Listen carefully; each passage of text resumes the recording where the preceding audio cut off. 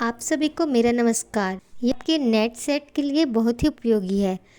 तो चलिए हम इसे प्रारंभ करते हैं। परमेसर। उस दिन अपने दफ्तर में कागज के ढेर और काम को भीड़ में बैठा था कि श्रीराम गांव से आया और कुशलक्षेम पूछने पर बोला, परमेसर बहुत बीमार है, बेजान। जाने बेचारा बचता है कि नहीं। परमेसर मेरी पट्टीदारी का ही एक व्यक्ति है, लेकिन न तो इतनी निकटता उससे है, दूसरे उसमें ऐप भी ऐसे हैं जिनको देखते हुए उसके लिए कामधाम छोड़कर दौड़े दौड़े बेनीपुर जाने की कल्पना भी नहीं की जा सकती थी। परमेसर फिजूल खर्च है, आवारा है। सारे घर को उसने बर्बाद कर दिया, कर्ज पर कर्ज किया, पुश्तैनी जमीन बेच ली, और अंत में उस साल उसने अपनी बीवी के गहने बेचकर गांजा में फेंक दिए। उसने मेरे परिवार की इज्जत में बट्टा लगाया है, अपने घरवालों को संकट और कष्ट में डाला है, खुद भी अब फटेहली में मारा मारा फिरता है। कमबख्त मरे, ऐसे आदमी का मरना ही ठीक। मैंने इस तरह के तर्कों से अपने मन को संतोष दिया और फिर काम में लग गया। किंतु ज्यों ही शाम हुई, काम की भीड़ छटी, थोड़ा निश्चिंत हुआ, परमेसर का ध्यान फिर आया और रात को ही स्टीमर से घर के लिए रवाना हो गया। यही है परमेसर का घर। पुराने चौपार मकान के बदले ये राम मनरैया। एक ही राम मनरैया, वही चौकिया घर, भंडार घर, शयन घर। उसी में उसकी माँ रहती और उसकी पत्नी भी, भाई भी, बाल बच्चे भी। बूढ़े पिताजी उसी के ओसारे के एक कोने में, और दूसरे कोने में ये परमेसर पुआल पर पड़ा है। एक पुराने फटे चिटे दोहर से हवा के लिए आड़ कर दी गई है। उसे भीषण रोग ने पकड़ा है, अतिसार। 104 डिग्री का बुखार और दस्त पर दस्त हुए चले जा रहे हैं। सारा वातावरण गंदगी और बदबू से ओतप्रोत। तो भी बेचारी माँ सेवा में लगी, बूढ़ा बाप हाय तौबा मचाए हुए, और बेचारी पत्नी एक कोने में सिमटी, सिकुड़ी, सहमी, सिसकती। अतिसार क्यों हुआ? इधर खाने पीने में दिक्कत थी। कई जून का भूखा था। एक सज्जन शकरकंद खोद रहे थे। उनके पास हंसते हुए गए और हंसी हंसी में कच्चे शकरकंद पेट भर दूंस लिया। शकरकंद पचे नहीं, दस्त खुल गए, बुखार दौड़ आया। वह अर्धचेतन पड़ा है। कभी कभी मुश्किल से आंखें खुलती हैं। आंखें जो बिल्कुल भैंसकर कोट नहीं, गहर में चली गई हैं। तंबीह का वक्त नहीं था। निकट के आयुर्वेदीय अस्पताल के वैद्य जी को बुलवाया। उन्होंने देखा, दवा दी, किंतु कहते गए, लक्षण अच्छे नहीं हैं, रात निभ जाए तो कोई आशा की जाए। वह रात नहीं निभी। परमेसर चलता बना, घरवालों को रुलाकर, गांव वालों को अफसोस में डालकर। गांव वालों को सिर्फ उसी दिन अफसोस नहीं हुआ। जब जब होली, दशहरा, दिवाली, छठ या कार्तिक पूर्णिमा आती है, परमेसर के लिए उसासें ली जाती हैं। निस्संदेह परमेसर आवारा था, किंतु उसकी आवारागर्दी एक ऐसी आग थी जो खुद को जलाती है, लेकिन दूसरे को रोशनी और गर्मी ही देती है। बचपन में हम सबके साथ पढ़ने बैठा, तेज था, किंतु पढ़ा नहीं। बड़ा, गोरा, छरहरा नौजवान। एक अच्छे घर में शादी हुई उसकी। कालक्रम से बच्चे भी हुए। उसके पिता बिल्कुल सुधुआ थे। अतः सयाना होते ही घर का मालिक बन बैठा। घर की बागडोर हाथ में आते ही मन की बागडोर ढीली कर दी, मन की, हाथ की। रोज पेटियां जाता, जब तब शहर जाता, हर मेले में जरूर ही जाता, मौका मिले तो तीरथ की दौड़ भी लगा आता। उसके ही लायक कुछ दोस्त भी मिले उसे। गांजे के दम लगने लगे। पैतृक संपत्ति स्वाहा होती गई। एक दिन ऐसा भी आया कि परमेसर बिल्कुल अकिंचन हो बैठा। किंतु यह अकिंचनता उसके स्वभाव में परिवर्तन नहीं ला सकी। गांजा छूटा, भांग की चिलम जलने लगी। मेरी और भांग को कोई पूछता नहीं, इधर उधर सब जगह उसका जंगल सा लगा रहता है। परमेसर जंगल से खूब दिलदार पत्तियां चुनकर लाता, सुखाता, संजोकर रखता, खुद पीता, यारों को पिलाता। उसके दरवाजे पर हमेशा एक ढोलक और कई जोड़े इराल बने रहते। शाम हुई नहीं कि परमेसर की राममैया गुलजार हुई। 12 मास 24 पख उसके दरवाजे पर मंगल मचता। भले ही कई कई दिन तक भरपेट भोजन नहीं नसीब हुआ हो, किंतु इससे गाने बजाने में कोई अंतर नहीं आता। रसिक स्वभाव। दरवाजे पर फूल के कुछ पेड़ जरूर लगे होते और एक बड़ा, गांव भर से ऊंचा, महावीर झंडा हमेशा लहराता रहता वहां। गांव के बड़े बूढ़े उसकी निंदा करते, भर्त्सना करते, गालियां तक देते, किंतु बच्चों और नौजवानों का झुंड हमेशा उसको आगे पीछे दौड़ा फिरता। खेत में तोरी फूली की परमेसर की होरी पहुंच गई। सरसों का पीला फूल देखते ही परमेसर ने होली गाना शुरू कर दिया। और जिस दिन वसंत पंचमी हुई, उस दिन से तो मानो उसे बदमस्तियों का लाइसेंस मिल गया। पेट काट काट कर पैसे बचाकर रखता इन दिनों के लिए। डफ पर नया चमड़ा चढ़वाया गया, झाल में नई डोरियां लगाई गई, ढोलक पर नया गद दिलाया गया। शाम से ही जो होली शुरू होती, आधी रात के बाद भी हाहा हुहू से गांव में कोलाहल मचा रहता। और ऐन होली के दिन भोर से ही परमेसर के दरवाजे पर तैयारियां देखिए। भैंस का दूध कहीं से किसी तरह ऊपर करता, चौनी न हो तो गुड़ ही सही। बड़ी हसल पर भांग की पत्तियां लोने के लोने पौसता पिसवाता, उन्हें पानी, दूध और गुड़ में मिलाता, खुद छक छक कर पीता, यारों को पिलाता। फिर उन्हें लेकर गांव में निकलना, चाहे गुरुजन हो या छोटे बच्चे जो उनके सामने आए, उन पर कीचड़ पड़ी। कोई नाराज हो या गालियां दे, परमेसर को क्या परवाह। होली के दिन की गालियां तो आशीर्वाद होती है ना। गांव भर को भथ फूट कर वह सरेह में निकलता। जो पथिक उस दिन मेरे गांव की सीमा से निकले, उसकी तो दुर्गत ही समझिए। कीचड़, गोबर, पानी, बस सिर से पैर तक उन्हें नहलाया गया। इस कीचड़ उछाल में अजब धमाचौकड़ी मचती। कोई इधर भागा जा रहा, कोई उधर दौड़ रहा, ललकारें दी जा रहीं, हंसी के फव्वारे छूट रहे। इस तरह दोपहरिया आए, तब सब पोखरे में पहुंचे। वहां खूब उभक चुभक हुई। तब घर भोजन करके परमेसर को होली मंडली तैयार हो गई। परमेसर अपने हाथ में डफ लेता। नशे के मारे आंखें लाल बनी हुई और अबीर से उसके चेहरे और शरीर ही की क्या बात, सिर के बाल तक लाल चन रहे।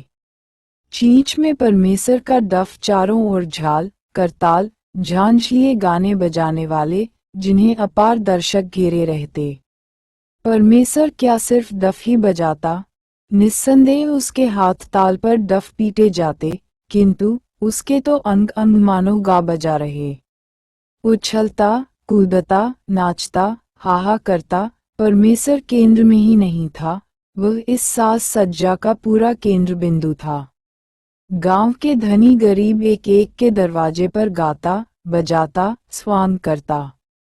अंत में वह शिव मंदिर जाता और वहां से बड़ी रात बीते चैता गाते लौटता। परमेसर के बाद भी गांव में होली होती, किंतु वैसा रंग कहाँ जम पाता। यूं ही दशहरे की 10 रातों में वह गांव में कोलाहल मचाए रहता। मेरे गांव में इन 10 रात में ओझा लोगों द्वारा भूत खेलाने का रिवाज था। अब करीब करीब खत्म हो रहा है, किंतु इस मृतप्राय चलन में परमेसर ने मानो जान डाल दी थी। अपने दरवाजे पर गांव भर के ओझों को नेवता देकर बुला लेता। बीच में धूप जल रही है। धूप के सामने सातों बहन दुर्गा के नाम पर 7 जगह चावल, सिंदूर और ओढ़हुल के फूल एक पंक्ति में रख दिए हैं। उस पंक्ति के आगे बेत की एक लाल छड़ी है। ओझा लोग गीत गा रहे हैं, झांझ बजा रहे हैं। गीत का स्वर उठान की आखिरी चोटी पर पहुंचा नहीं कि उनमें से किसी न किसी के शरीर पर कोई भूत बहा, चुड़ैल, देवी आदि कई कोटि हैं उनके आया। भूत आते ही ओझा शरीर हिलाने लगे, पहले धीरे धीरे फिर जोर जोर से। शरीर हिलाते हिलाते बेत उठाए और उस बेत से अपने शरीर पर तड़ तड़ लगे मारने। ओझा बेत से शरीर को पीटे जा रहे हैं और लोग कह रहे हैं, देखो महाराज, घोड़ा कमजोर है, ज्यादा पिटाई मत करो। बड़ी आरजू मिन्नत के बाद भूत महाराज को दया आए तो छड़ी फेंक ओझा कुहनी जमीन पर पटकने लगे, यहाँ तक कि जमीन खोद दी। बत्ती जला के मुंह में चबा जाना, हाथ पर धधकती आग वाली डकनी रख लेना आदि करतब भी दिखाए जाते और अंत में भेंटी ठोकी जाती, मन की बात कहकर उसकी पूर्ति के उपाय बताकर भूत चला जाता। भूत आते ही दर्शक मंडली में खलबली मच जाती। अजब अजब प्रश्न किए जाते, चीजें मांगी जाती। परमेश्वर के हाथ में मानो भूतों का सूत्र हो, जिस ओझा पर जिस भूत को चाहे वह मंगा सकता था। कभी कभी वह खुद अपने पर भी भूत बुलाता। उसके भूत अजब किस्म के होते, नए हाव भाव करते, नई बोलियां बोलते और उनके आशीर्वाद ऐसे होते कि सुनते ही लोग लीटपोट हो जाते। प्रायः परमेश्वर के भूत से ही मजलिस खत्म होती, क्योंकि वह खां खां कर लोगों पर, खासकर बच्चों पर टूटता। भगदड़ मच जाती, हंसते हंसते परमेश्वर की यशोगाथा गाते लोग घर आते। दिवाली कोई सजाए, लुकाठी भांजने का इंतजाम वह करता। बांस की कोम्पलों के दिवाली कोई सजाए, लुकाठी भांजने का इंतजाम वह करता।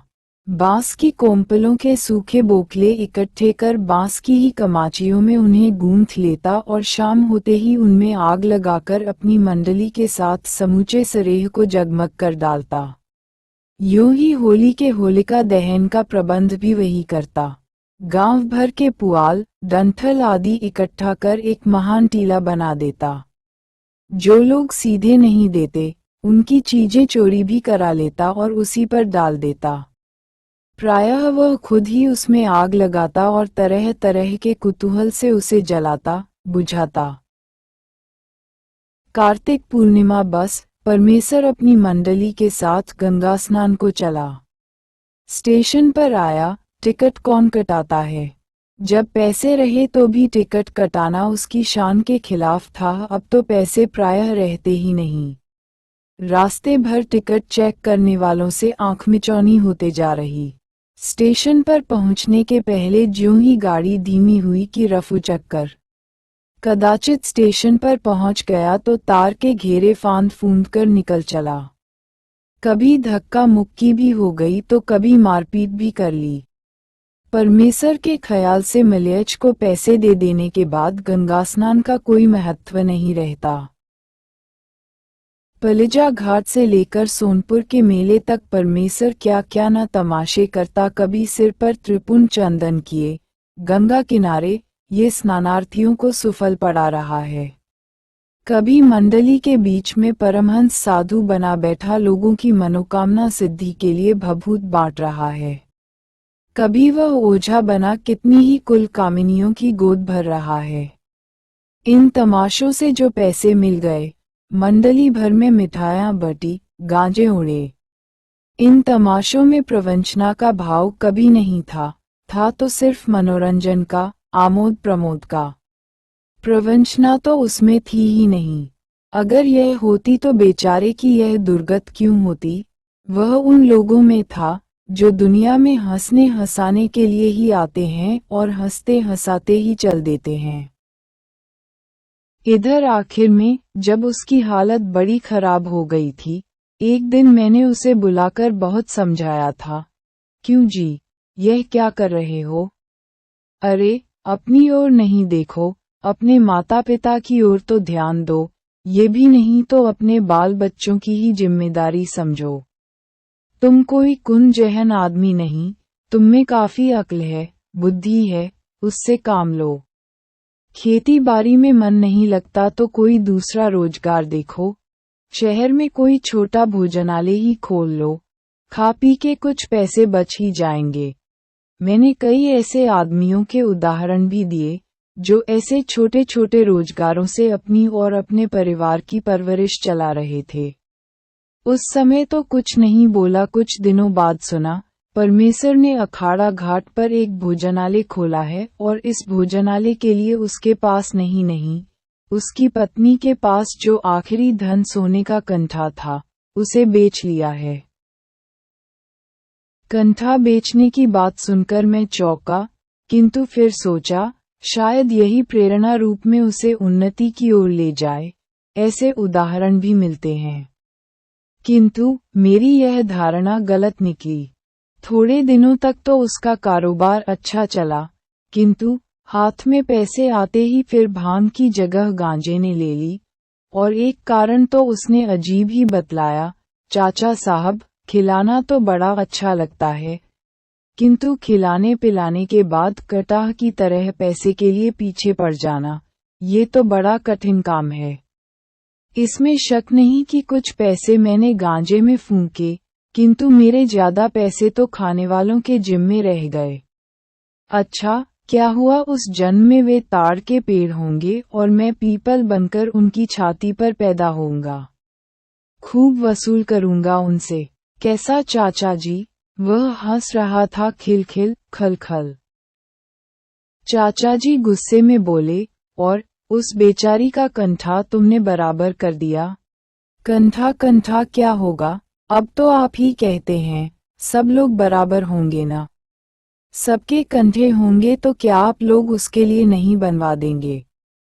और आप लोगों का राज न भी हो तो ये करिया मुसहर की जोरू कौन कंठा पहनती है? चाचा जी, सुख मिलता है या तो तकदीर से या मेहनत से। मेहनत मुझसे बनती नहीं, तकदीर अच्छी नहीं है।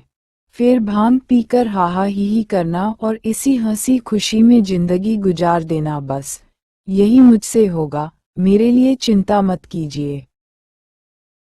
मैं गुस्से में चूर उसे कहने ही जा रहा था कि वह धीरे से उठा और हंसता हुआ, मालिक हैं सियाराम, सोच मन काहे करे, गाता चलता बना, मानो मेरी बुद्धिमानी पर व्यंग्य कसता। भी मेरा ख्याल है, अगर आप पटना जेल में जाए और किसी पुरानी कैदी, वार्डन या जमादार से बैजू मामा के बारे में पूछिए तो वह एक अजीब ढंग की हंसी हंसकर आपको उनकी एक दो कहानी जरूर सुनाएगा। बैजू मामा पटना जेल की एक खास चीज है।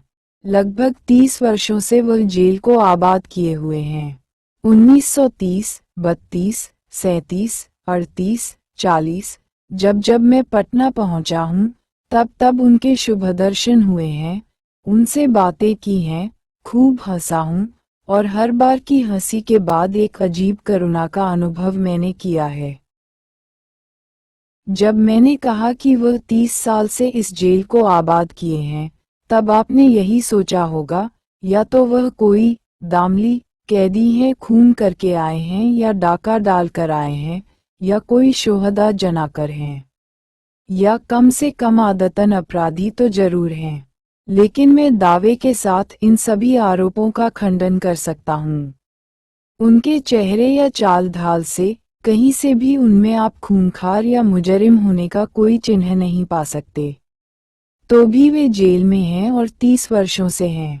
कैसा आश्चर्य! वह हर बार एक ही अपराध में आते हैं, जिसमें आज तक एक बार में 2 साल की कैद से ज्यादा की सजा उन्हें नहीं मिली है। ज्यों ही छूटकर जाते हैं, उसी अपराध को दोहराते हैं और फिर 1-2 साल की सजा लेकर पहुंच जाते हैं। वह अपराध क्या है? चोरी। आप सोचते होंगे, जरूर वह पक्के चोर हो गए होंगे। उन्होंने गैंग बना लिया होगा।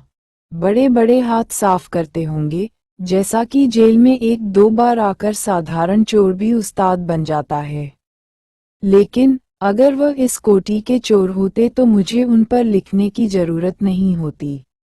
मुझे अपराध शास्त्र से कोई दिलचस्पी नहीं कि उन पर अनुसंधान करता। बैजू मामा एक अजीब चोर हैं। चोरी में 30 साल की सजा वह भुगत चुके, लेकिन अभी तक 30 रुपए वह एक बार कभी नहीं पा सके। नहीं तो उनके ही कथनानुसार आप उन्हें जेल में नहीं पाते। और कबीर के इस दोहे के अनुसार, सिन्हन के लेन्हड़े नहीं, हंसन की नहीं पात, लालन की नहीं बोरियां, साधु न चले जमात। उन्होंने आज तक कोई जमात भी नहीं बनाई, तो वह क्या सचमुच साधु हैं? छी छी, मैं एक पुराने चोर को साधु कहूंगा? ऐसी इतनी बड़ी गुस्ताखी करके साधु समाज में कौन सा मुंह दिखला सकूंगा? मैं ऊंची श्रेणी का कैदी था। इस जेल में ऐसे लोगों की सुख सुविधा की कोई खास जगह नहीं होने के कारण मुझे अस्पताल में ही रखा गया था।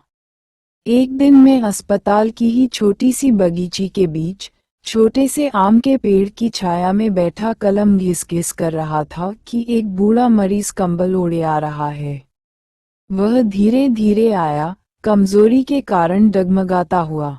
फूल की क्यारी में बैठ गया, फिर एक बार हसरत की निगाह से चारों ओर उसने देखा और कंबल के नीचे से एक खुरपी निकाल वह धीरे धीरे इधर उधर उगाई घासों की निकौनी करने लगा। थोड़ी देर ही वह निकौनी कर पाया होगा कि अस्पताल का मेट हाथ में दवा की प्याली लिए उसे ढूंढता हुआ पहुंचा और उसे निकौनी करते देख चौंकला उठा। मामू, तुम इस बार मर के रहोगे। बूढ़ा कैदी सिटपिटा गया, खुरपी छोड़ दी, कंबल संभाला, दवा के लिए हाथ बढ़ाया। हाथ कांप रहा था। लड़खड़ाई जबान से उसने मिन्नत के शब्दों में मेट से कहा, माफ करना भैया, दवा दो। दवा दूं खाक? दवा खाकर क्या होगा? तुम्हें क्या पड़ी है भला, जो खुरपी लेकर आ बैठे यहाँ? जाए भाड़ में ये बगीचा। हैं, यह क्या कहते हो? देखते नहीं, 4 दिन में बीमार रहा कि इतनी घास फूस उगाए। मामू, तू कैदी है या सरकार का बैल? पुराने कैदी की शान तूने धूल में मिला दी। क्या हम जेल में काम करने आते हैं? मेट भैया, तुम ठीक कहते हो।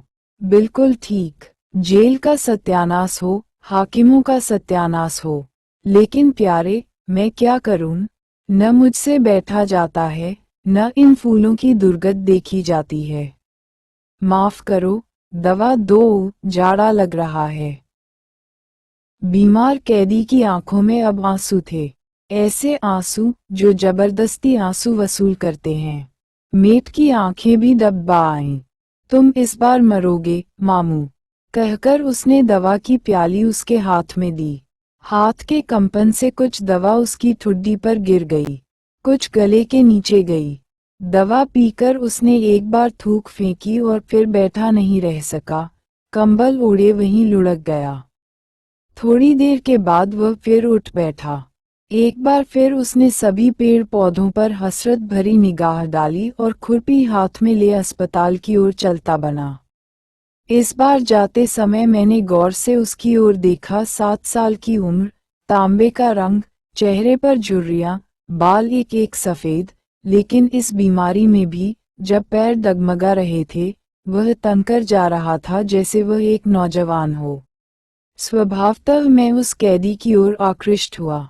वह बैजू मामा थे, इस जेल के कैदियों के मामा, वार्डरों के मामा, जमादारों के मामा, यूं कहिए तमाम पटना जेल के मामा। अब मैं बैजू मामा के साथ घुल मिल गया। उनकी बीमारी अच्छी हो गई। वह अपनी खुरपी कुदाल से दिन भर झगड़ते रहते और मैं उन्हों की बसाई बगीची में एक आम के पेड़ के नीचे बैठकर उनकी मेहनत मशक्कत देखता रहता। जब वह थक जाते, मेरे पास आ जाते। न वह बीड़ी पीते, न खैनी खाते। मैं उनका क्या स्वागत करता भला। जेल का सबसे बड़ा स्वागत सत्कार इन्हीं 2 नायाब चीजों से है। खैर, वह मेरे नजदीक पहुंचकर मुझसे सुराज और गांधी बाबा के हाल पूछते और मैं धीरे धीरे उनकी राम कहानी जानने की कोशिश करता। धीरे धीरे, क्योंकि देखा, बैजू मामा अपनी जिंदगी को बंद किताब बनाकर ही रखना बाहते हैं। साधारण मुजरिमों की तरह अपनी कहानी बढ़ा चढ़ाकर कहने की बात तो दूर रही, जब बड़ी खोद खाद के बाद कुछ कहते भी तो कहते कहते शर्मीली लड़की की तरह बीच में ही रुक जाते और उनके झुर्रीदार गालों के रंग में कुछ तब्दीली आ जाती। कभी कभी झुंझलाकर कहते, बाबू, ये पाप की कहानी क्या सुनते हैं आप? चोर बदमाश की बातें कहीं सुनी जाती हैं। लेकिन उनकी जिंदगी की एक एक कड़ी आखिर मैंने जोड़ी ही। वैजू मामा इसी पटना जिले के बाढ़ सब डिवीजन के हैं। एक साधारण किसान थे। एक बार हालत ऐसी हो गई कि बैल के अभाव में उनकी खेती रुक गई। कहीं से 30 रुपए कर्ज लिया और गंगा के उस पार बैल खरीदने चले। सुन रखा था उस तरफ अच्छे बैल मिलते हैं और सस्ते। गंगा पार कर बैल की कई पेठियां में गए, क्योंकि कम से कम पैसों में अच्छी से अच्छी चीज चाहते थे। इसी दौड़ धूप में उनके दिमाग पर शैतान का कब्जा हुआ। उन्होंने पाया कि उस तरफ लोग गर्मियों में बैलों को घर के बाहर ही बांध देते हैं और उनकी कोई खास रखवाली नहीं करते। पटना जिले में ऐसा नहीं होता है। शैतान ने उनके कानों में धीरे से कहा, बैजू, क्यों न इनमें एक बैल रात में खोल लो और गंगा पार कर जाओ।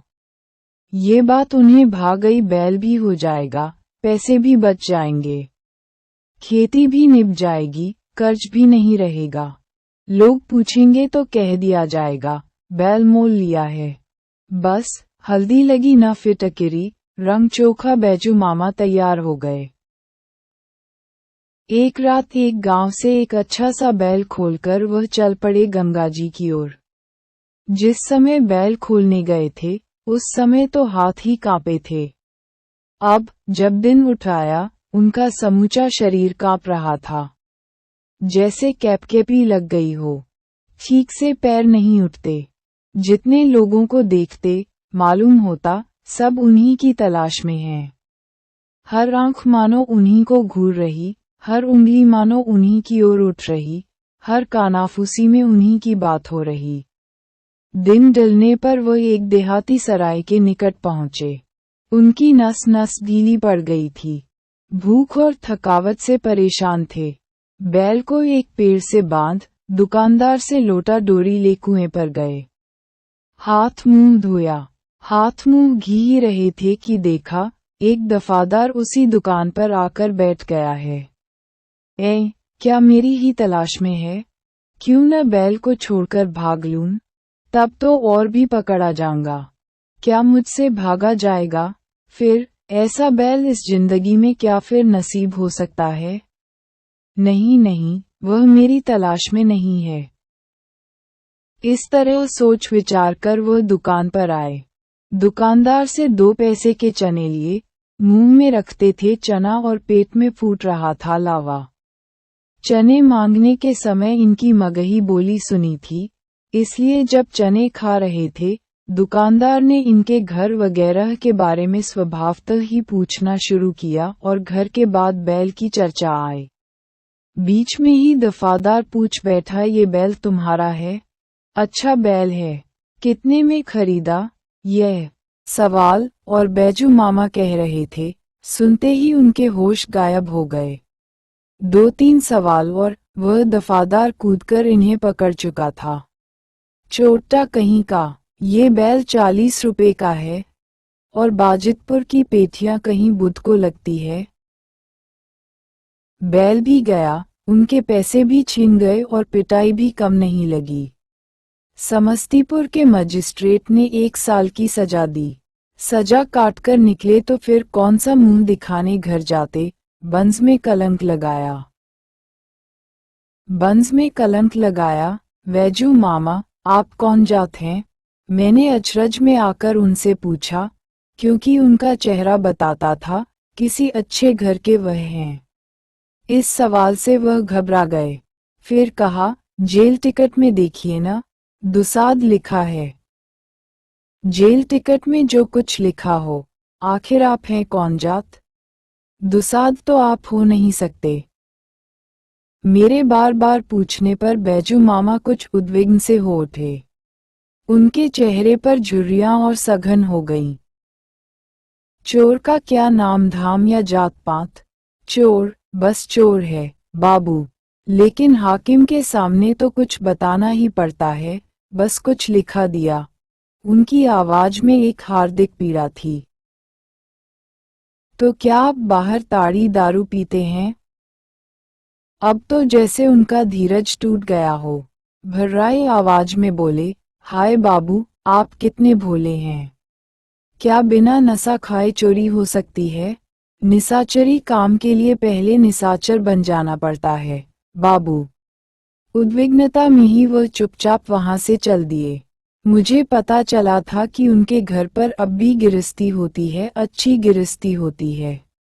भाई मर चुके, 2 भतीजे हैं, उनके बाल बच्चे हैं। मैंने वैजू मामा को समझाया कि पुरानी बातें भूल जाए। इस बार छूटिए तो गंगा स्नान करके अपने घर पर चले जाए। भतीजों से सारी बातें कहिए, उनके साथ रहिए। अब बुढ़ापे का शरीर है, कब जाने क्या हो जाए। जेल में मरिएगा, मिट्टी की दुर्गत होगी। इस आखिरी बात ने उन पर काफी असर किया। एक दिन हृदय खोलकर कहने लगे, क्या कहूं बाबू, कई बार यही सोचा। जेल से छूटने पर कई बार घर की ओर चला, लेकिन बख्तियारपुर जाते जाते पैर बंध जाते हैं। सोचता हूँ, खाली हाथ घर कैसे जाऊं। भतीजे तो मानने भी लगेंगे, पर उनकी बहुएं तो पराए घर की बेटियां ठहरों कहेंगी, ये बूढ़ा कहाँ से टपक पड़ा।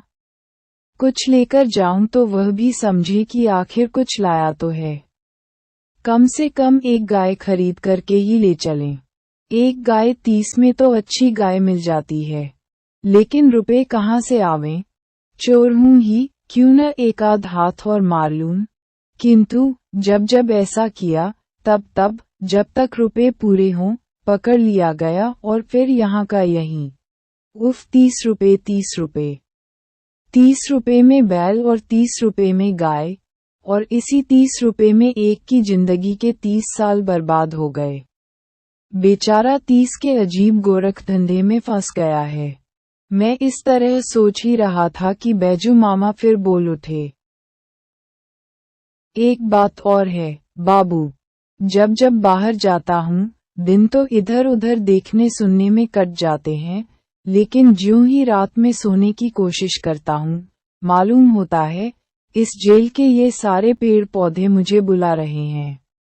यह आम का पेड़, ये अमरूद, वह नीम, ये जामुन, सब के सब मेरे ही लगाए हुए हैं बाबू। मैंने ही इनके पौधे रोपे, इनकी थालों में पानी दिया, निकौनी की। होते होते आज ये कितने छितनार हो चले हैं। और इन बेलों, गुलाबों, गेंदों का खानदान किसने लगाया, बढ़ाया? इसी बैजू ने बाबू। जब बाहर होता है, रात में ये सब के सब मुझे पुकारते से हैं। हाँ बाबू, सच कहता हूँ, नींद नहीं आती। सोचता हूँ, हाय उस आम की टहनी को न कोई मरोड़ दे, उस नीम की लोग दातुन कर करके न सुखा डालें, ये बेलें और गुलाब के पौधे बिना सिंचाई निराई के कहीं बर्बाद न हो जाएं। बस इधर उधर करके दौड़ा दौड़ा पहुंच जाता हूँ। जब बैजू मामा कह रहे थे, मुझे लग रहा था, मैं कहीं कोई सपना तो नहीं देख रहा हूँ। क्या मैं सचमुच जेल में हूँ? मेरी बगल में बैठा जो ये कह रहा है, क्या ये सचमुच चोर है? क्या चीर का ऐसा ही भोला भाला चेहरा होता है? क्या उसकी ऐसी ही भीली भाली बातें हुआ करती हैं? और क्या उसके ऐसे ही काम होते हैं? जिसने पेड़ पौधे से इतनी तादात्म्यता प्राप्त कर ली है, जिसे पौधे पुकारते, पेड़ बुलाते हैं, क्या वह निम्न कोटि का अधम अपराधी हो सकता है? अगर यह अपराधी है तो निस्संदेह अपराध शब्द का अर्थ हमें बदल देना होगा। और बैजू मामा, अपनी होली वाली कहानी भी बाबू को जरूर सुनाना। जब एक दिन मेट ने ये कहा तो देखा, बैजू मामा के चेहरे पर हंसी की एक हल्की झलक दौड़ गई और उनके दांत जो 30 वर्षों से जेल की रोटियां चबाते चबाते आधे आधे घिस गए थे, लेकिन जिनमें टूटे एक भी नहीं थे, चमक पड़े। अरे मेट भाई, बाबू के सामने बेइज्जत मत करो। उससे कहकर उन्होंने इधर उधर की बातों में मुझे बहला देना चाहा। लेकिन फिर भी मैंने उनसे वह कहानी निकाल ही ली। एक बार संयोग ऐसा हुआ कि बैजू मामा की रिहाई की तारीख ठीक होली के ही दिन पड़ गई। ठीक होली के ही दिन, जिस दिन साल भर में सिर्फ एक ही दिन जेल में पकवान बनते हैं। जेल में पकवान, लेकिन आप ताज्जुब न करें, जहां भात में भूसी मिली होती है और रोटी में कंकड़, दाल में छिलके ही छिलके रहते हैं और तरकारी के नाम पर घास के डंठलों को उसन दिया जाता है, वहां के पकवान भी कैसे होंगे समझ जाइए। लेकिन पकवान फिर भी पकवान हैं। सरसों के तेल में गुड़ देकर भुने गेहूं के आटे के पके पुए और थोड़े दूध में पूरा पानी डालकर उबाली गई खीर, ये पकवान भी कैदियों की जीभ पर कम पानी नहीं ला देते। महीनों से इसकी प्रतीक्षा जाती है। बैजू मामा की जीभ भी इसकी कल्पना में कम लार नहीं टपका चुकी थी कि खबर मिली उसी होली के दिन उनकी रिहाई होने वाली है। आह है, यह क्या गजब हुआ। बैजू मामा ने जमादार साहब से बहुत ही गिड़गिड़ाकर आरजू मिन्नत की कि किसी तरह जेलर बाबू से कह सुनकर उनकी रिहाई की तारीख एक दिन और बढ़ा दें। लेकिन जमादार साहब ने पहले समझाकर फिर डांटकर कह दिया कि ऐसा हो नहीं सकता। खैर, रिहाई का दिन पहुंचा। वह गेट पर लाए गए तो उन्होंने देखा पुए बनाने के लिए तेल और कड़ाहे भीतर भेजे जा रहे हैं। पकवान के इन सामानों को देखकर उनकी आंखें छलछला आई। जेलर साहब का ध्यान बैजू मामा की ओर आकृष्ट हुआ। भला उनको कौन नहीं पहचानता। जेलर साहब ने समझा शायद ये आंसू आनंद के या पश्चाताप के हैं। कह बैठे, क्यों बैजू, अब तो फिर नहीं आओगे ना? हाँ हाँ, मत आना, अब तुम बूढ़े भी हुए। उनका ये कहना था कि बैजू मामा की आंखों में सावन भादो उमड़ आए और कैदे हुए गले से बोले, बाबू, मेरी तकदीर फूट गई, बाबू। जेलर साहब शरीफ मुसलमान, वह ये सुनकर घबरा गए। यह क्या बात हुई? पूछा, क्या हुआ है, बताओ बैजू, कोई गमी की खबर आई है क्या? वह मन ही मन सोचने लगे। बैजू मामा बोले, हुजूर, आपका इसमें क्या हाथ, मेरी ही तकदीर फूट गई, बाबू। अरे, क्या हुआ, बैजू? जेलर साहब की उत्सुकता में अब करुणा की मंदाकिनी मिल रही थी। इधर बैजू मामा की आंखों के बादल में झड़ी लग गई और हिचकियां लेते हुए बोले, हाय सरकार, जब तेल और कड़ाहे भीतर जा रहे हैं तो मैं बाहर भेजा जा रहा हूँ। भरे बरत के दिन में निकाला जा रहा वह आगे बोल न सके। इधर जेलर साहब उठाकर हंस पड़े और अपनी जेब से 1 रुपये निकालकर बैजू मामा को देते हुए बोले कि जाओ बाजार में इसी के पुए खरीद कर खा लेना। लेकिन इन चांदी के चमचम टुकड़े का जरा भी मोह उनके मन में क्यों होने लगा। रुपया जेलर बाबू के पैर पर रख दिया और 1 दिन के लिए और जेल में रखे जाने की विनती की। जेलर साहब ने इस बारे में अपनी असमर्थता दिखाई। रुपए बार बार के आग्रह पर भी नहीं लेकर बीती की खूंट से आंसू पोंछते बैजू मामा बाहर चले आए। बाहर चारों ओर होली का हुड़दंग मचा था। रंग अबीर उड़ रही थी, गाने बजाने हो रहे थे। जेल से जो 3 आने पैसे मिले थे उनका सत्तू खरीदकर बैजू मामा ने खाया और दिन भर इधर उधर अन्यमनस्क तमाशे देखते रहे। शाम को स्टेशन के माल गोदाम के सामने जाकर लेटे रहे और कुछ अंधेरा होने पर एक बैलगाड़ी के निकट बंधे जोड़े बैल को खोलकर ले चले। गाड़ीवान दिन भर के धूम धड़क्के से कुछ ऐसा मस्त होकर सोया था कि उसे कुछ सुध नहीं रह गई थी। अब बैजू मामा क्या करें? वह खुद चिल्लाकर कहने लगे, ओ गाड़ीवान, कैसा बेवकूफ सा सोया है और चोर तेरे बैल लिए जा रहे हैं। बैल शब्द कान में पड़ते ही गाड़ीवान चौंक उठा और जिस ओर से आवाज आई थी दौड़ा। उसे दौड़ते देख बैजू मामा ने भागने का बहाना किया। वह पकड़ लिए गए, कुछ घूंसे खाए।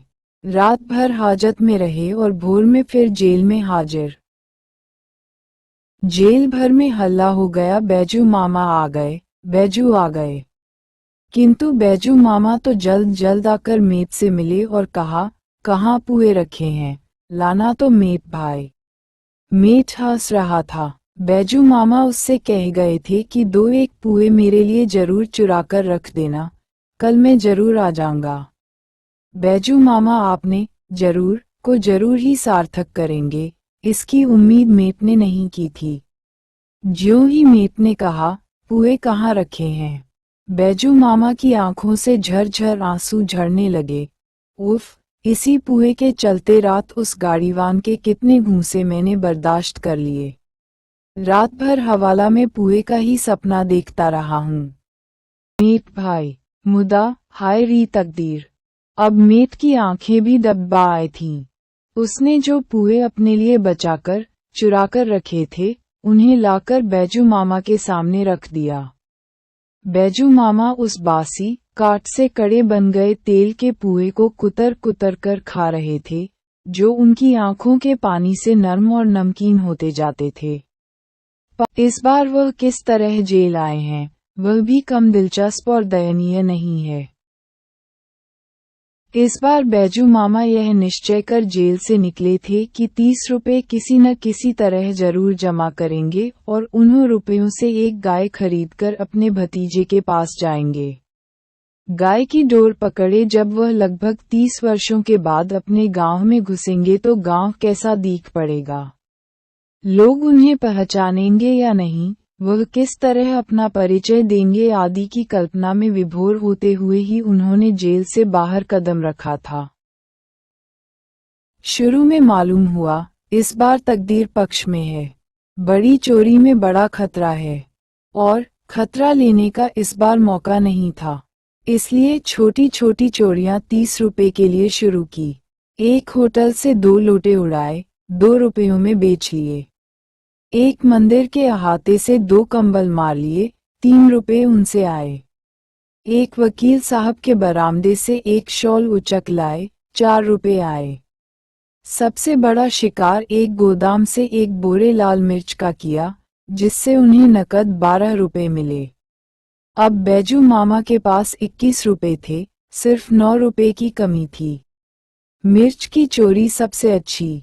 एक दिन जब वह शहर के बाहर शौच को जा रहे थे, उन्होंने खेतों में लाल मिर्चे लगे देखे। कौन जाने, शहर की चोरी में किसी दिन पकड़ा जाऊं। क्यों न रात में मिर्चे के खेत में पहुंचूं और थोड़ा थोड़ा मिर्चा तोड़कर बेचता जाऊं। यही 10-15 दिन लगेंगे, लेकिन खतरे से तो महफूज रहूंगा ना। ऐसा सोचकर वह प्रति रात मिर्च के खेत में जाते और एक झोला मिर्चा ले आते और बाजार में किसान की तरह बेच लेते। धीरे धीरे उनके पास 26 रुपए हो गए, सिर्फ 4 रुपए की कमी। हाँ, सिर्फ 4 रुपए की। मंजिल के अंत में पथिक के पैर तेजी से उठने लगते हैं, उसकी रफ्तार में तेजी आ जाती है। एक दिन बैजू मामा इतने मिर्चे तोड़ लाए कि 1.25 रुपए मिल गए। अब 3.25 रुपए की कमी रह गई थी। 3 हाय, 3 कितनी बुरी संख्या है। उस रात मामा जब खेत में पहुंचे, उन्हें घेर लिया गया। बेचारे किसान कुछ दिनों से परेशान थे कि क्या हो रहा है। उनकी खेती उजड़ रही थी।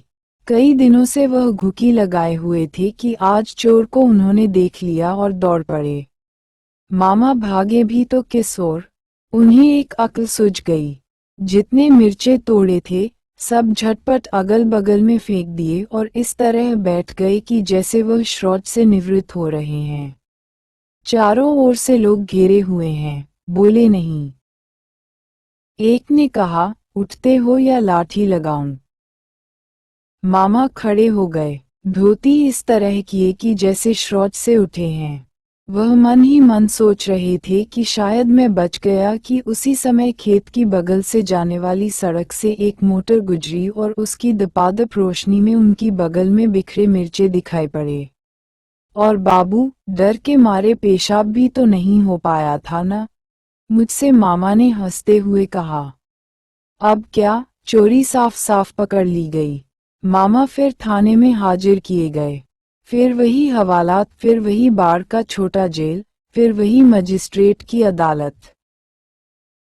लेकिन इस बार विशेषता ये हुई कि किसी तरह पुलिस ने पता लगा लिया कि मामा पुराने मुजरिम हैं। फलतः उन पर सेशन चलाने की तैयारियां की। नौजवान मजिस्ट्रेट ने पुलिस की बात मान ली। दारोगा ने गोलियां देते हुए कहा, बूढ़े, इस बार तुम्हें 5 साल के लिए चक्की पीसनी होगी।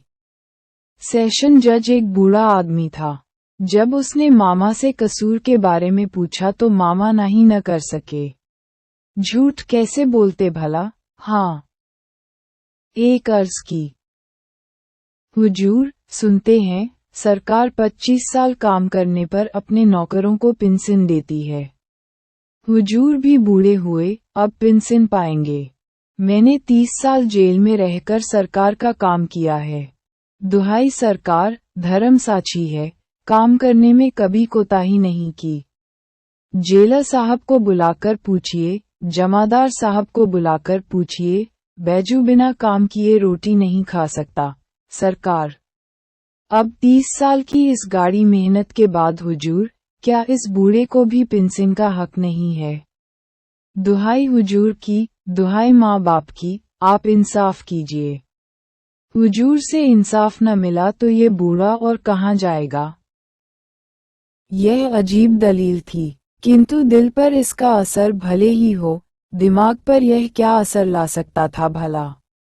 और जज तो बंधा है कानून की किताब से। उस कानून की किताब के अनुसार सजा के लिए जो जरूरी बातें चाहिए, सब हाजिर। चश्मदीद गवाहियां, अपराध की स्वीकृति। वह किताब जज की यह हक कहाँ देती कि वह देखे कि अपराध क्यों किया गया। उसमें समाज कहाँ तक अपराधी है और आदमी कहाँ तक। आदमी के कृत्य में परिस्थितियों का कहाँ तक हाथ है। आदि फिर आदमी के भीतर जो इंसानियत है, उसे उभरने देने और अपराधी को सही रास्ते पर चलने में मदद करने की ओर ध्यान देना तो उस किताब में जैसे हराम हो। जज बेचारे बूढ़े थे, सहृदय थे, लेकिन जो किताब उन्हें रोटी दे रही थी, इस बुढ़ापे को आराम से बिताने में मदद पहुंचा रही थी, उसकी उपेक्षा वह कैसे करते बेचारे। हाँ, उन्होंने शायद कभी शेक्सपियर की मर्चेंट ऑफ वेनिस पढ़ ली थी, इसलिए अपने इंसाफ पर इस बार रहम का मुलम्मा चढ़ाने से वह नहीं रुक सके। इस बार बैजू मामा को सिर्फ 1 साल की ही सजा हुई। सुभान खां, क्या आपका अल्लाह पश्चिम में रहता है? वह पूरब क्यों नहीं रहता? सुभान दादा की लंबी, सफेद, चमकती, रोब बरसाती दाढ़ी में अपनी नन्ही उंगलियों को घुमाते हुए मैंने पूछा। उनकी चौड़ी, उभरी पेशानी पर एक उल्लास की झलक और दाढ़ी मूंछ की सघनता में दबे पतले अधरों पर एक मुस्कान की रेखा दौड़ गई। अपनी लंबी बाहों की दाहिनी हथेली मेरे सिर पर सहलाते हुए उन्होंने कहा, नहीं बबुआ, अल्लाह तो पूरब पश्चिम, उत्तर दक्षिण सब और है। तो फिर आप पश्चिम मुंह खड़े होकर ही नमाज क्यों पढ़ते हैं? पश्चिम ओर के मुल्क में अल्लाह के रसूल आए थे। जहां रसूल आए थे, वहां हमारे तीर्थ हैं। उन्हीं तीर्थों की ओर मुंह करके अल्लाह को याद करते हैं। वे तौरत यहाँ से कितनी दूर होंगे? बहुत दूर। जहाँ सूरज देवता डूबते हैं? नहीं, उससे कुछ इधर ही। आप उन तीर्थों में गए हैं, सुभान दादा? देखा, सुभान दादा की बड़ी बड़ी आंखों में आंसू डब्बा आए। उनका चेहरा लाल हो उठा। भाव विभोर वो गदगद कंठ से बोले, वहां जाने में बहुत खर्च पड़ते हैं बबुआ। मैं गरीब आदमी ठहराना, इस बुढ़ापे में भी इतनी मेहनत मशक्कत कर रहा हूं कि कहीं कुछ पैसे बचा पाऊं और उस पाक जगह की जियारत कराऊं। उनकी आंखों को देखकर मेरा बचपन का दिल भी भावना से ओतप्रोत हो गया। मैंने उनसे कहा, मेरे मामा जी से कुछ कर्ज क्यों नहीं ले लेते दादा? कर्ज के पैसे से तीरथ करने में सवाब नहीं मिलता बबुआ। अल्लाह ने चाहा तो 1-2 साल में इतने जमा हो जाएंगे कि किसी तरह वहां जा सकूं। वहां से मेरे लिए भी कुछ सौगात लाइएगा ना? क्या लाइएगा? वहां से लोग खजूर और छुहारे लाते हैं। हाँ हाँ, मेरे लिए छुहारे ही लाइएगा, लेकिन 1 दर्जन से कम नहीं लूंगा। सुभान दादा की सफेद दाढ़ी मूंछ के बीच उनके सफेद दांत चमक रहे थे। कुछ देर तक मुझे दुलारते रहे, फिर कुछ रुककर बोले, अच्छा जाए, खेलिए, मैं जरा काम पूरा कर लूं। मजदूरी भर काम नहीं करने से अल्लाह नाराज हो जाएंगे। क्या आपके अल्लाह बहुत गुस्सावर हैं? मैं तुनक कर बोला। आज सुभान दादा बड़े जोरों से हंस पड़े, फिर एक बार मेरे सिर पर हथेली फेरी और बोले, बच्चों से वह बहुत खुश रहते हैं बबुआ। वह तुम्हारी उम्र दराज करें, कहकर मुझे अपने कंधे पर ले लिया। मुझे लेते हुए दीवार के नजदीक आए, वहां उतार दिया और झट अपनी कन्नी और बसूली से दीवार पर काम करने लगे। खां एक अच्छे राज समझे जाते थे। जब जब घर की दीवारों पर कुछ मरम्मत की जरूरत होती है, उन्हें बुला लिया जाता है। आते हैं, 5-7 रोज यहीं रहते हैं, काम खत्म कर चले जाते हैं। लंबा चौड़ा तगड़ा है बदन इनका, पेशानी चौड़ी, भावें बड़ी सघन और उभरी, आंखों के कोनों में कुछ लाली और पुतलियों में कुछ नीलेपन की झलक, नाक असाधारण ढंग से नुकीली, दाढ़ी सघन इतनी लंबी कि छाती तक पहुंच जाए। वह छाती जो बुढ़ापे में भी फैली फूली हुई, सिर पर हमेशा ही एक दुपलिया टोपी पहने होते और बदन में नीमस्तीन, कमर में कच्छे वाली धोती, पैर में चमरौंधा जूता, चेहरे से नूर टपकता, मुंह से शहद झरता, भलेमानसों के बोलने चालने, बैठने उठने के कायदे की पूरी पाबंदी करते वह। किंतु बचपन में मुझे सबसे अधिक भाती उनकी वह सफेद चमकती हुई दाढ़ी। नमाज के वक्त कमर में धारीदार लुंगी और शरीर में सादा कुर्ता पहन, घुटने टेक, दोनों हाथ छाती से जरा ऊपर उठा, आधी आंखें मूंदकर जब वह कुछ मंत्र सा पढ़ने लगते, मैं विस्मय विमुग्ध होकर उन्हें देखता रह जाता। मुझे ऐसा मालूम होता सचमुच उनके अल्लाह वहां आ गए हैं। दादा की झपकती आंखें उन्हें देख रही हैं और वे होठों होठों की बातें उन्हीं से हो रही हैं। एक दिन बचपन के आवेश में मैंने उनसे पूछ भी लिया, सुभान दादा, आपने कभी अल्लाह को देखा है? यह क्या कह रहे हो बबुआ? इंसान इन आंखों से अल्लाह को देख नहीं सकता। मुझे धोखा मत दीजिए दादा, मैं सब देखता हूँ। आप रोज आधी आंखों से उन्हें देखते हैं, उनसे बुदबुदाक बातें करते हैं। हाँ हाँ, मुझे चकमा दे रहे हैं आप। मैं उनसे बातें करूँगा, मेरी ऐसी तकदीर कहाँ? सिर्फ रसूल की उनसे बातें होती थीं बबुआ। ये बातें कुरान में लिखी हैं। अच्छा दादा, क्या आपके रसूल को भी दाढ़ी थी? हाँ हाँ, थी, बड़ी खूबसूरत, लंबी, सुनहली। अब भी उनकी दाढ़ी के कुछ बाल मक्का में रखे हैं। हम अपने तीरथ में उन बालों के भी दर्शन करते हैं। बड़ा होने पर जब दाढ़ी होगी, मैं भी दाढ़ी रखाऊंगा दादा। खूब लंबी दाढ़ी। सुभान दादा ने मुझे उठाकर गोद में ले लिया, फिर कंधे पर चढ़कर इधर उधर घुमाया, तरह तरह की बातें सुनाई, कहानियां कहीं। मेरा मन बहलाकर वह फिर अपने काम में लग गए। मुझे मालूम होता था, काम और अल्लाह यही 2 चीजें संसार में उनके लिए सबसे प्यारी हैं। काम करते हुए अल्लाह को नहीं भूलते थे और अल्लाह से फुर्सत पाकर फिर झट काम में जुट जाना पवित्र कर्तव्य समझते थे। और काम और अल्लाह का ये सामंजस्य उनके दिल में प्रेम की वह मंदाकिनी बहाता रहता था, जिसमें मेरे जैसे बच्चे भी बड़े मजे में डुबकियां लगा सकते थे, चुबकियां ले सकते थे। नानी ने कहा, सवेरे नहा खा लो, आज तुम्हें हुसैन साहब के पैक में जाना होगा। सुभान खां आते ही होंगे। जिन कितने देवताओं की मनौती के बाद माँ ने मुझे प्राप्त किया था, उनमें एक हुसैन साहब भी थे।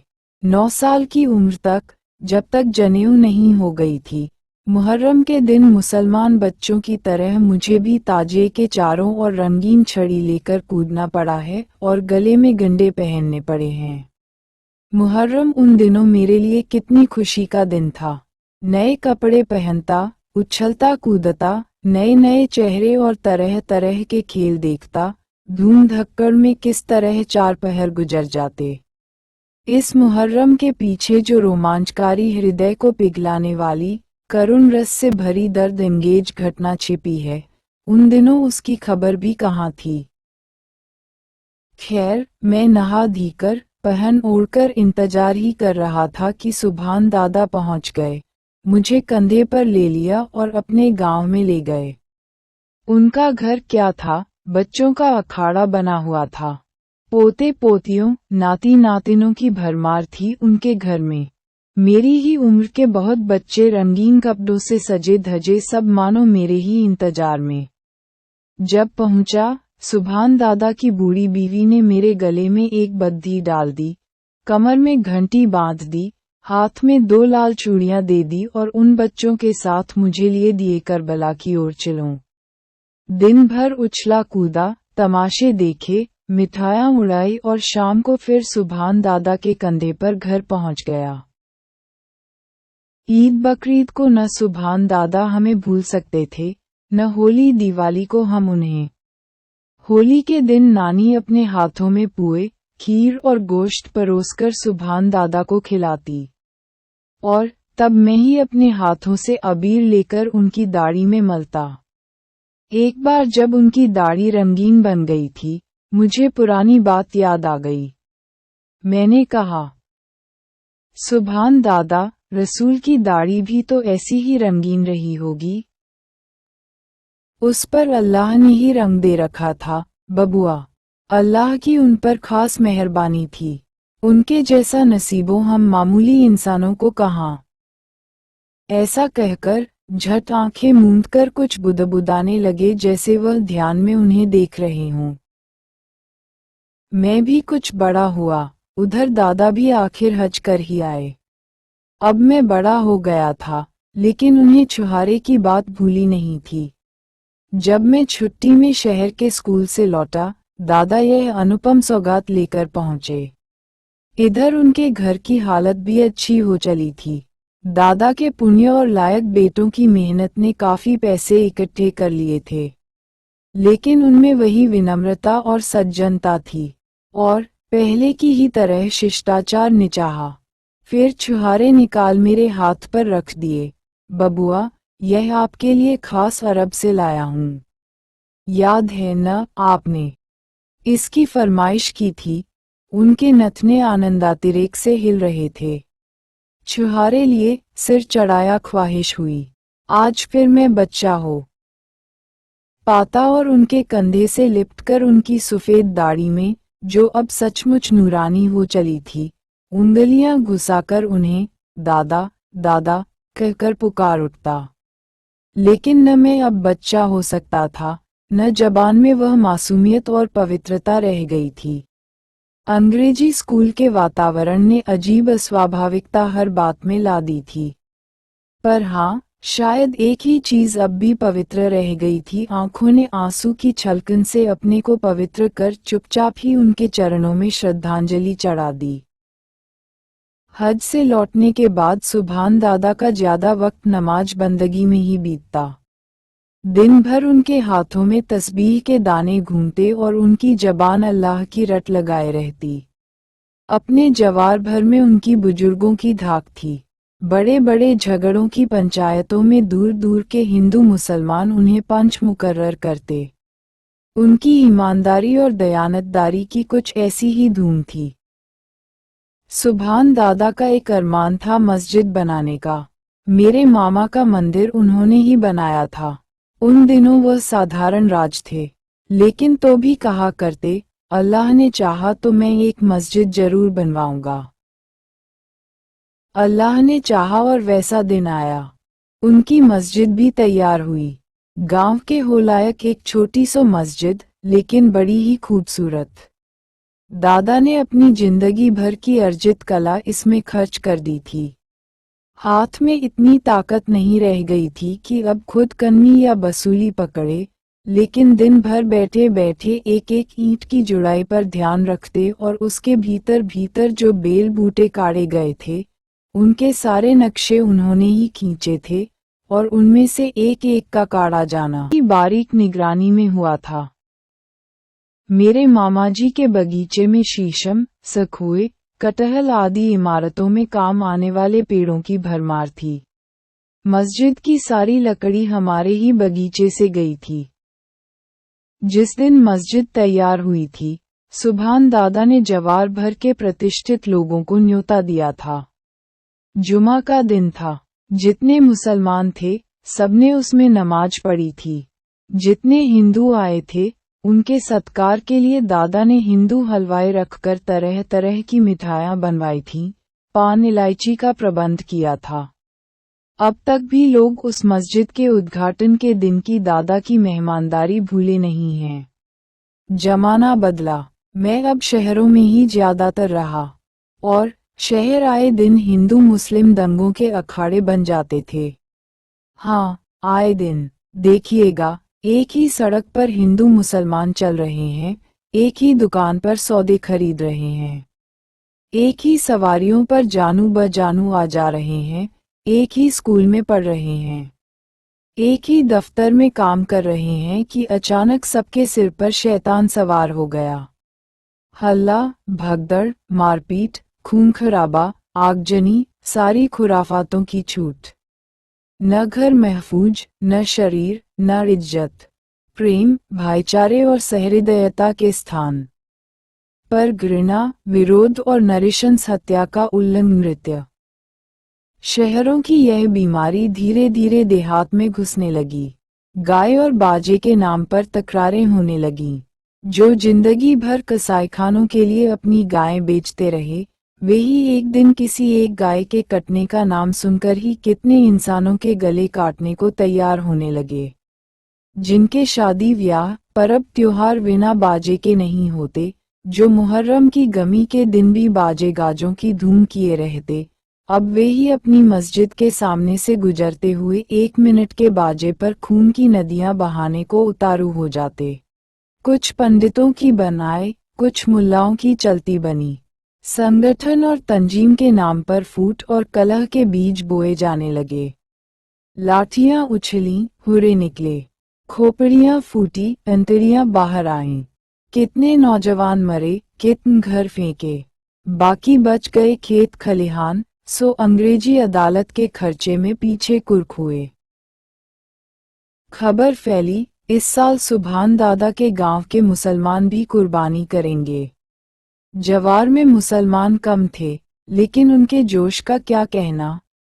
इधर हिंदुओं की जितनी गाय पर ममता न थी, उससे ज्यादा अपनी तादाद पर घमंड था। तना तनी का बाजार गरम। खबर यह भी फैली कि सुभान खां की मस्जिद में ही कुर्बानी होगी। सुभान खां की मस्जिद में ही कुर्बानी होगी। नहीं, ऐसा नहीं हो सकता। अगर हुई तो क्या होगा? हमारी नाक कट जाएगी। लोग क्या कहेंगे? इतने हिंदू के रहते गौ माता के गले पर छुरी चली। छुरी से गौ माता को बचाना है तो गौरागौरी के कसाईखाने पर हम धावा करें। और अगर सचमुच जोश है तो चलिए मुजफ्फरपुर अंग्रेजी फौज की छावनी पर ही धावा बोलें। कसाईखाने में तो बूढ़ी गायें कटती हैं, छावनी में तो मोटी ताजी बछियां ही काटी जाती हैं। लेकिन वे तो हमारी आंखों से दूर हैं। देखते हुए मक्खी कैसे निली जाएगी? माफ कीजिए, दूर नजदीक की बात नहीं है, बात है हिम्मत की, ताकत की। छावनी में आप नहीं जाते हैं, इसलिए कि वहां सीधे तोप के मुंह में पड़ना होगा। यहाँ मुसलमान एक मुट्ठी हैं, इसलिए आप टूटने को उतावले हैं। आप सुभान खां का पक्ष ले रहे हैं, दोस्ती निभाते हैं। धर्म से कर दोस्ती नहीं। कुछ नौजवानों को मेरे मामा जी की बातें ऐसी बुरी लगी कि सख्त सुस्त कहते वहां से उठकर चल दिए। लेकिन कितना भी गुस्सा किया जाए, चीखा चिल्लाया जाए, ये साफ बात है कि मामा की बिना रजामंदी के किसी बड़ी घटना के लिए किसी की पैर उठाने की हिम्मत नहीं हो सकती थी। उधर सुभान दादा के दरवाजे पर भी मुसलमानों की भीड़ है। न जाने दादा में कहाँ का जोश आ गया है। वह कड़क कर कह रहे हैं, गाय की कुर्बानी नहीं होगी। ये फालतू बातें सुनने को मैं तैयार नहीं हूँ। तुम लोग हमारी आंखों के सामने से हट जाओ। क्यों नहीं होगी? क्या हम अपना मजहब डर के मारे छोड़ देंगे? मैं कहता है, यह मजहब नहीं है। मैं हज से हो आया हूँ, कुरान मैंने पढ़ी है। गाय की कुर्बानी लाजिमी नहीं है। अरब में लोग दुम्मे और कैंट की कुर्बानी अमूमन करते हैं। लेकिन हम गाय की ही कुर्बानी करें तो वे रोकने वाले कौन होते हैं? हमारे मजहब में वे दखलंदाजी क्यों करेंगे? उनकी बात उनसे पूछो। मैं मुसलमान हूँ, कभी अल्लाह को नहीं भूला हूँ। मैं मुसलमान की हैसियत से कहता हूँ, मैं गाय की कुर्बानी न होने दूंगा, न होने दूंगा। दादा की समूची दाढ़ी हिल रही थी, गुस्से से चेहरा लाल था, होंठ फड़क रहे थे, शरीर तक हिल रहा था। उनकी यह हालत देख सभी चुप रहे। लेकिन एक नौजवान बोल उठा, आप बूढ़े हैं, आप अब अलग बैठिए। हम काफिरों से समझ लेंगे। दादा चौंक उठे। कल्लू के बेटे, जबान संभाल कर बोल। तू किन्हें काफिर कह रहा है? और मेरे बुढ़ापे पर मत जा, मैं मस्जिद में चल रहा हूँ। पहले मेरी कुर्बानी हो लेगी, तब गाय की कुर्बानी हो सकेगी। सुभान दादा वहां से उसी तनातनी की हालत में मस्जिद में आए। नमाज पढ़ी, फिर तस्बीह लेकर मस्जिद के दरवाजे की चौक पर, मेरी लाश पर होकर ही कोई भीतर घुस सकता है, कहकर बैठ गए। उनकी आंखें मूंदी हैं, किंतु आंसुओं की झड़ी उनके गाल से होती, उनकी दाढ़ी को भिगोती, अजस रूप में गिरती जा रही है। हाथ में तस्बीह के दाने हिल रहे हैं और होंठों पर जरा जरा जुम्बिश है। नहीं तो उनका समूचा शरीर संगमरमर की मूर्ति सा लग रहा है, निश्चल, निस्पंद। धीरे धीरे मस्जिद के नजदीक लोग इकट्ठे होने लगे। पहले मुसलमान, फिर हिंदू भी। अब गाय की कुर्बानी का सवाल दादा की आंसुओं की धारा में बहकर न जाने कहाँ चला गया था। वह साक्षात देवदूत से दीख पड़ते थे। देवदूत, जिसके रोम रोम से प्रेम और भाईचारे का संदेश निकलकर वायुमंडल को व्याप्त कर रहा था। अभी उस दिन मेरी रानी मेरे 2 वर्ष जेल में जाने के बाद इतने लंबे अरसे तक राह देखती देखती आखिर मुझसे मिलने गया सेंट्रल जेल में आई थी।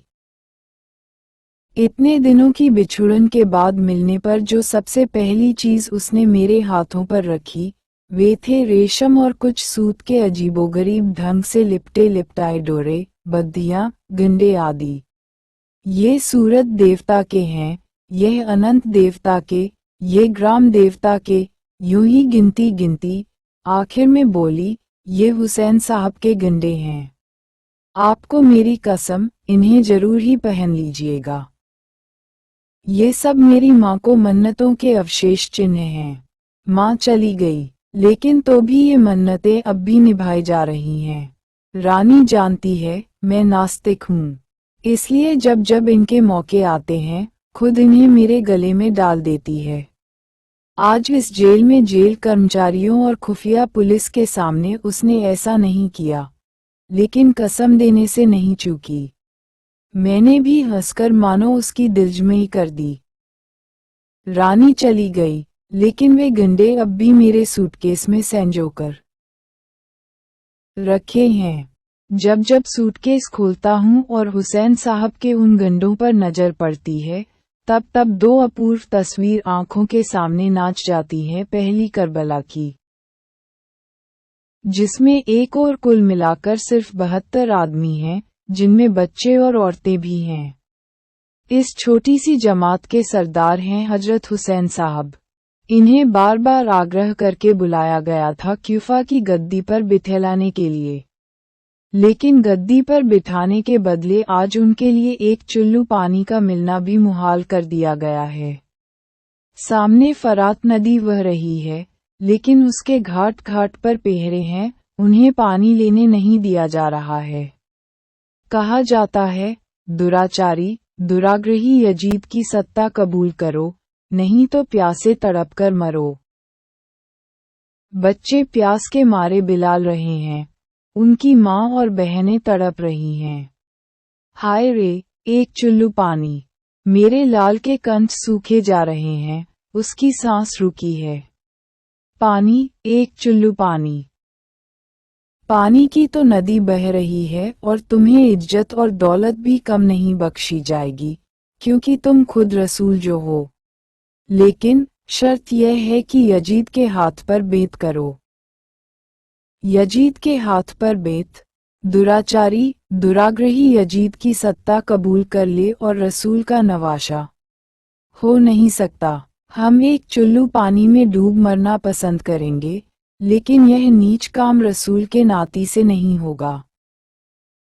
लेकिन बच्चों के लिए तो पानी लाना ही है, उन्हें यूं जीते जी तड़प कर मरने नहीं दिया जा सकता।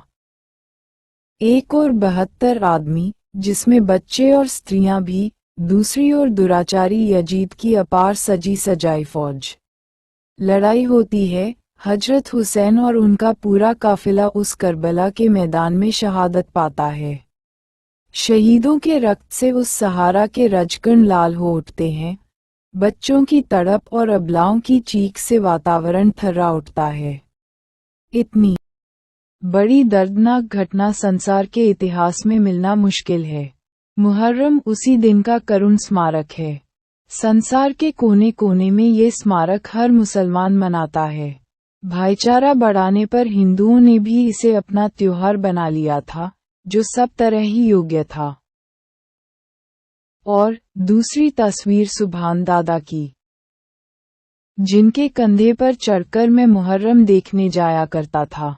वह चौड़ी पेशानी, वह सफेद दाढ़ी, वे ममता भरी आंखें, वे शहद टपकाने वाले होंठ, उनका वह नूरानी चेहरा, जिनकी जवानी अल्लाह और काम के बीच बराबर हिस्से में बटी थी, जिनके दिमाग में आला ख्याल थे और हृदय में प्रेम की धारा लहराती थी। वह प्रेम की धारा जो अपने पराये सबको समान रूप से शीतल करती और सींचती है। मेरा सिर सींजे में झुका है करबला के शहीद के सामने। मैं सप्रेम नमस्कार करता हूँ अपने प्यारे सुभान दादा को। एक छोटी सी पठिया फुदकती हुई आकर चमेली की ताज़ा, नर्म पत्तियों को ताबड़तोड़ नोचने और चबाने लगी। उस दिन तक मुझमें वह कलात्मक प्रवृत्ति नहीं जगी थी कि उस नन्हे खूबसूरत जानवर का वह फुदकना, अपने लंबे कानों को फटफटाते हुए पत्तियों का वह नोचना, फिर चौकन्नी आंखों से इधर उधर देखते हुए लगातार मुंह चलाना और जब तब, शायद माँ की याद में चिल्ला उठना, मैं विस्मय विमुग्ध होकर देखता सुनता रहता। उस दिन तो सबसे बड़ी ममता थी उस चमेली पर, जिसकी कलम मैं दूर के गांव से लाया था, जिसे मैंने अपने हाथों रोपा और सींचा था और जिसकी एक एक पत्ती निकलते देखकर मैं फूला नहीं समाता था। इस छोटी सी दुष्ट पठिया ने सब सत्यानाश में मिला दिया। मैं गुस्से में चूर उसे मारने दौड़ा। वह हिरन के बच्चे सी छलांग लेती भागी। मैं पीछे लगा।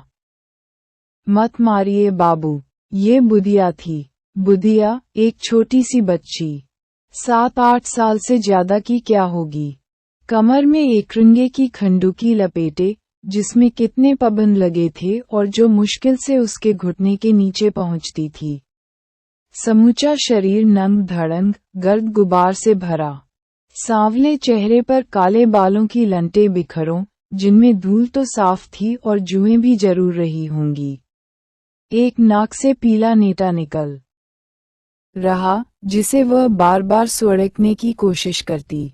उसकी बोली सुन और शायद ये सूरत देखकर भी इच्छा हुई एक थप्पड़ अभी उसके गाल पर जड़ दूं कि उसके पैर के नीचे जो नजर पड़ी तो ध्यान उस ओर बैठ गया और मेरा लड़कपन का मन वहीं जा उलझा। अरे तूने ये क्या बना रखा है? मैं नजदीक बढ़कर देखने लगा। देखा निकट के पोखरे से गीली चिकनी मिट्टी लाकर वह तरह तरह के खिलौने बनाए हुए है।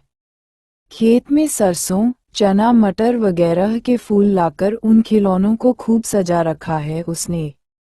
खिलौनों की खास शक्लें तो थी नहीं, हाँ आदमी के से आकार जो रंग बिरंगे फूलों से सजे होने के कारण जरूर ही भले दिखते थे।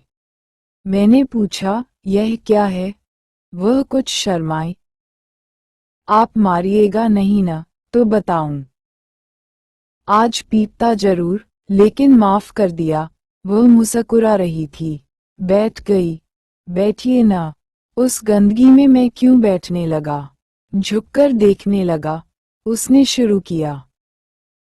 ये है दुल्हा सिर पर मोर। सरसों के फूल की ओर इशारा करती बसंती मोर। ये है दुल्हन कैसी भली चुनरी मटर चने के फूलों की। इनकी होगी शादी। खूब बजेंगे बाजे। 2-3 बार उसने पेट पीटा फिर मुंह से सीटी दी ढोल भी शहनाई भी। ये है कोबर घर धूल से चौकोर घेर कर बनाया। ये है फूल से जाम के हरे पत्तों पर कुछ फूल बिखरे। इस पर सोएंगे दोनों और मैं गाऊंगी गीत। वह कुछ गुनगुनाने लगी, गाती झूमती, कुछ देर तल्लीन। मैं देखा सुना किया। फिर मेरा ध्यान अपनी चमेली की ओर गया। दौड़ा एक एक पत्ती गिनता अफसोस करता। पठिया को जिंदा चबाने की कस्में खाता। बुधिया को गालियां देता। मालिक जरा घास में हाथ लगा दीजिए ना। सिर नीचा किए फिर बात पर तर्क वितर्क करता मैं गांव से उत्तर की उस सड़क पर शाम को हवाखोरी कर रहा था कि यह आवाज सुन सिर उठाकर देखा।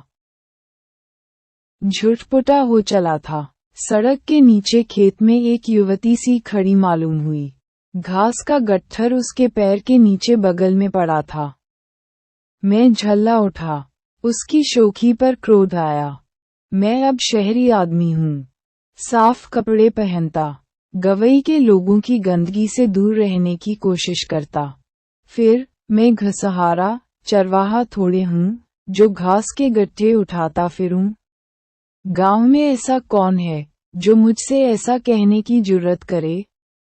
लेकिन देखिए इसे जिसने उठा दीजिए ना। मैंने घूरकर उसके चेहरे को देखा। आकृति और आवाज में तारतम्य बिठलाया। अरे ये तो बुधिया है। जवान हो गई। इतनी जवान इतनी जल्दी। इधर उधर देखा कोई नहीं। शाम हो रही है। बेचारी को कौन उठा देगा? द्रवीभूत मैंने घास के गट्टे में हाथ लगा दिए। वह गठ लिए झूमती चली गई। उसी समय एक ठहाका सुनाई पड़ा और थोड़ी देर में जगदीश मेरे नजदीक पहुंच चुका था। आखिर आपको भी इसने फंसाया। जगदीश की आंखों में शरारत थी, आवाज में व्यंग्य। फिर उसने मानो बुधिया पुराण कहना शुरू किया। अब बुधिया पैबद्वाई बुधिया नहीं है। अब उसकी चूना का रंग कभी मलिन नहीं होता। उसकी चोली सिवाई पट्टी का दर्जी सोता है। माना वह रोज घास को आती जाती है, लेकिन उसके हाथ में तेले की क्या बात, आप घिस्से भी नहीं पाएंगे।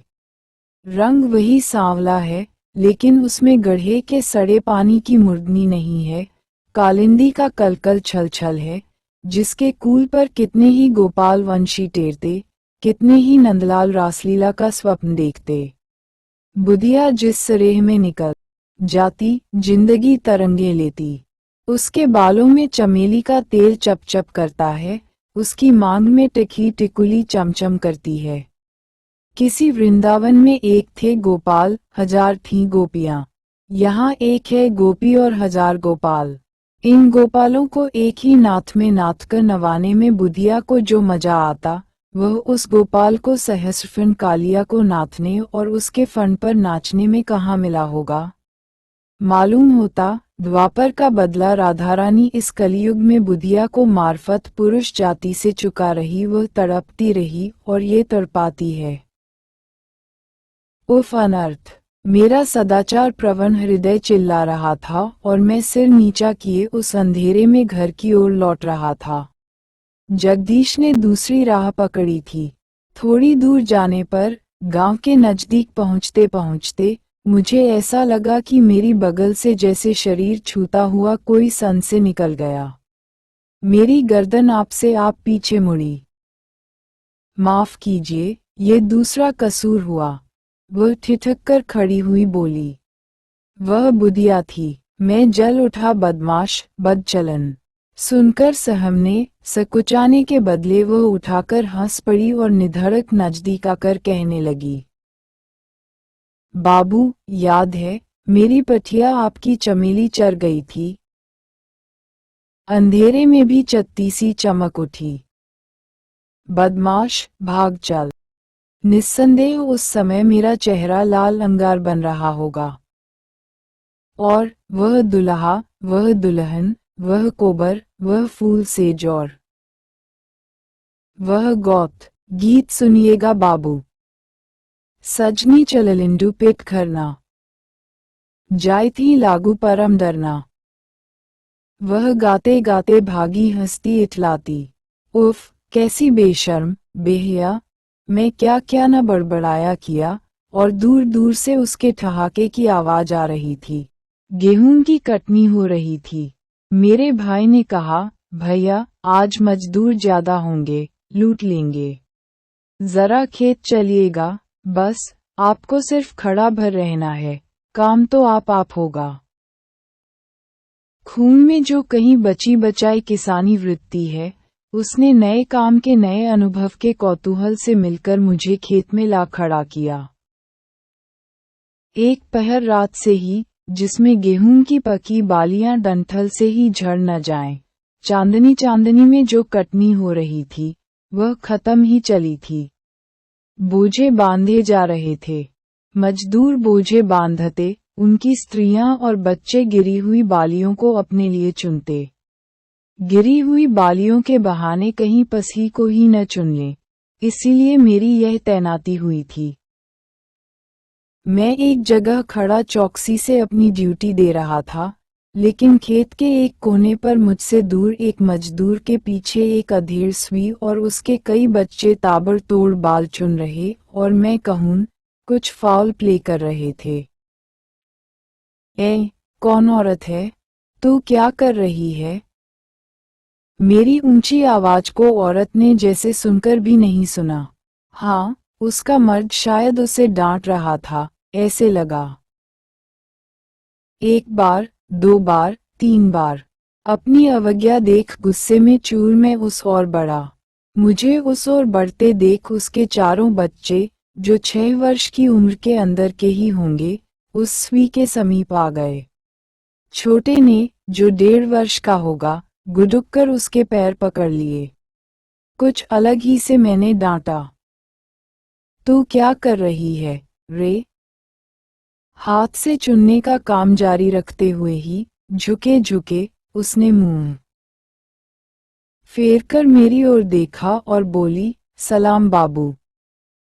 ये कौन? अरे बुधिया, ये बुधिया है, जो कभी खनड़की पहने थी, कभी जिसकी चूना नहीं मलिन होती थी।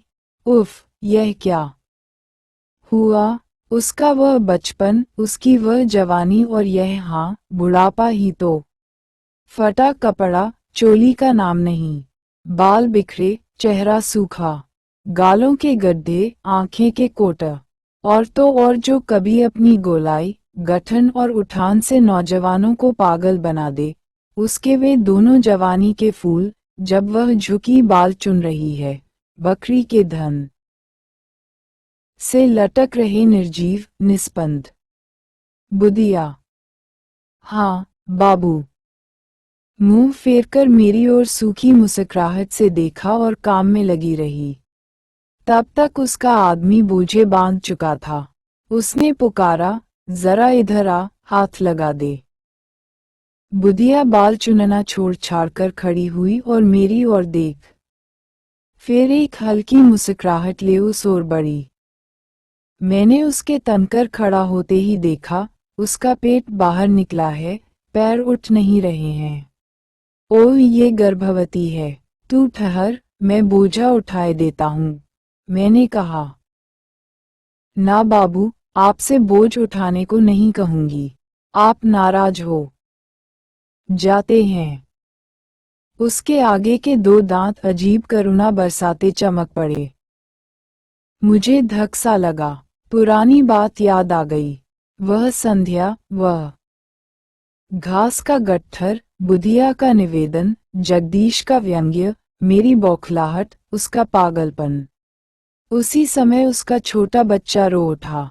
वह उसको और लपकी और मैं सीधे उसके आदमी के पास पहुंचा। बोझा उठा दिया। वह हट्टा कट्टा जवान बोझा लेता, झूमता चलता बना।